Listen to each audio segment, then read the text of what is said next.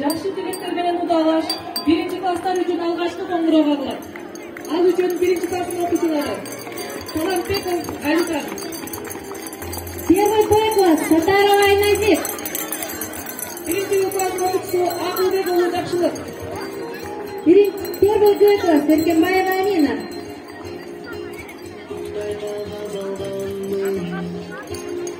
Янудин Аяман,